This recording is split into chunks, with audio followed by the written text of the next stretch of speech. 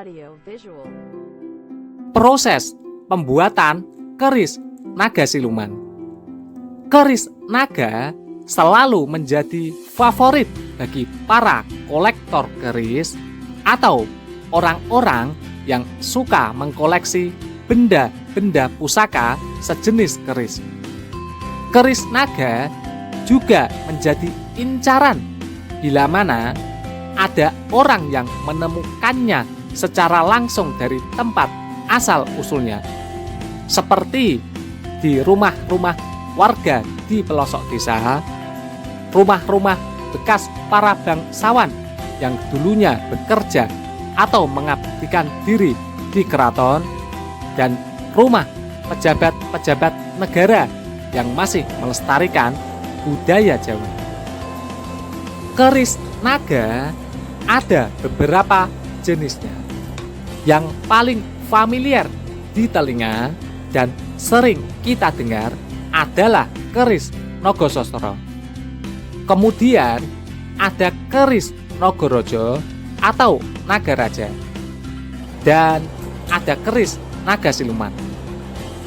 Keris-keris naga itu berbeda penamaannya karena berbeda ricikan pada bilahnya, termasuk berbeda bentuk kepala naganya.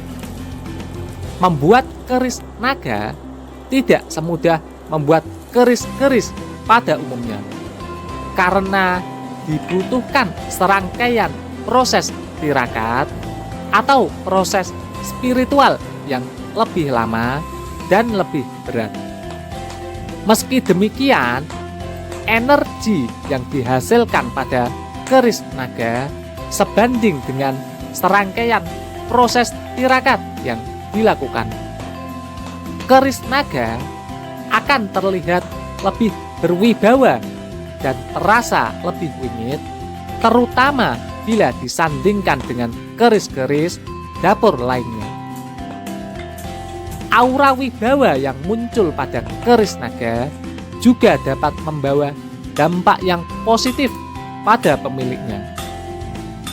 Pada video ini ditampilkan proses pembuatan keris naga berjenis naga siluman oleh seorang empu keris tertua yang ada di Yogyakarta. Empu tersebut bernama Simbah Empu Ngadeni. Empu Ngadeni adalah salah satu empu keris terkenal di antara empu-empu keris yang lainnya yang berasal dari Yogyakarta. Di Yogyakarta sendiri ada beberapa empu keris seperti Empu Sungkawa Harum Brojo dan Empu Poryadi. Keris naga ini dipesan oleh seorang pemesan asal Jakarta. Sebelum mulai menempa keris, seperti biasanya seorang empu keris akan memanjatkan doa kepada Tuhan Yang Maha Kuasa supaya proses pembuatan keris dapat berjalan dengan lancar tanpa halangan suatu apapun. Bahan-bahan pembuat keris naga siluman ini diambil dari campuran besi-besi tua yang sudah berumur lebih dari 100 tahun. Lalu ada baja besi pilihan yang diambil dari inti-inti besi. Kemudian ditambah sedikit leburan keris-keris tua yang sudah rusak yang merupakan simpanan lama dari sang empu keris. Apabila pemesan menginginkan batu meteor sebagai bahan pembuat pamor keris, maka pemesan harus membawa sendiri batu meteor itu. Karena di tempat Empu Ngadeni tidak menyediakan batu meteor. Sebenarnya keris naga siluman yang dibuat ini bukanlah keris naga siluman yang pertama dibuat. Karena sebelumnya sang empu keris Simbah Empu Ngadeni ini sudah beberapa kali membuat keris naga siluman yang merupakan pesanan dari para pemesan yang berasal dari luar kota dan bahkan luar negeri. Hanya saja, ini adalah salah satu proses pembuatan keris naga siluman yang sempat didokumentasikan dan memang ditujukan untuk diupload di media sosial supaya menginspirasi banyak orang, terutama para generasi muda, agar mencintai budaya keris. Orang-orang yang melihat video ini boleh bertanya mengenai keris naga siluman yang dibuat oleh Empu Ngadeni. Pertanyaannya bisa langsung dikirimkan di nomor WhatsApp seperti berikut. Apabila ada yang tertarik untuk membuat keris naga siluman, juga bisa langsung memesannya via WhatsApp dengan menyerahkan nama lengkap, weton tanggal lahir, profesi saat ini, serta hajat keinginan yang ingin dicapai. Adapun mahar pemesanan keris naga siluman ini sekitar 7 juta rupiah bila saja belum termasuk warangkannya.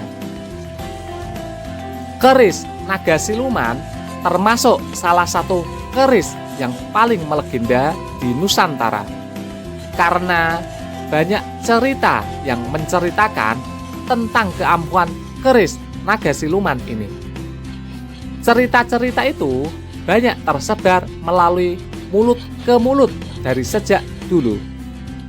Di era kecanggihan teknologi seperti sekarang, cerita tentang keampuhan keris naga siluman ini juga banyak tersedia di internet yang bisa dibaca oleh setiap orang. Salah satu cerita yang menceritakan tentang keampuhan keris naga siluman adalah keris naga siluman milik Pangeran Diponegoro. Konon, keris naga siluman ini bisa membuat Pangeran Diponegoro menghilang atau tidak nampak terlihat oleh musuh saat terjadi perang melawan penjajah Belanda. Cerita lain juga ada yang menyebut bahwa keris naga siluman ini bisa membuat Pangeran Diponegoro kebal dari tembakan senapan dan meriam Belanda. Keris naga siluman milik Pangeran Diponegoro dulu pernah dirampas oleh Gubernur VOC. Kemudian pada tahun 2021 dikembalikan oleh pemerintah Belanda kepada pemerintah Indonesia dalam bentuk fisik keris Nogosostro. Keris naga milik Pangeran Diponegoro itu bertinatah emas Kamarogan dengan warangka berbentuk ladrang capu. Keris naga siluman secara umum memang tidak semewah keris-keris naga yang lainnya. Tidak semewah keris Nogosostro dan keris naga raja yang banyak dihiasi dengan tinatah logam mulia emas. Bentuk fisik keris naga siluman juga hanya menampilkan bilah keris dengan bagian pangkal atau sor-soran kepala naga saja. Tidak nampak badan atau ekor naga pada bilah keris naga siluman ini. Ciri seperti ini menandakan bahwa keris naga siluman memang bentuknya sederhana, namun secara aura kewibawaan dan keampuhannya belum tentu kalah dengan keris-keris naga yang lainnya. Apabila disandingkan dengan keris-keris dapur lainnya, keris naga siluman memiliki kelas tersendiri yang nilainya bisa dikatakan jauh lebih tinggi. Keris naga siluman termasuk kategori kelas pusaka yang baik dirawat oleh siapa saja yang ingin aura wibawanya meningkat. Doa sang empu yang terpancar pada keris naga siluman ini akan memancarkan aura yang positif bagi siapa saja yang merawatnya. Demikian video proses pembuatan keris naga siluman. Semoga informasi ini membawa manfaat. Salam budaya Nusantara.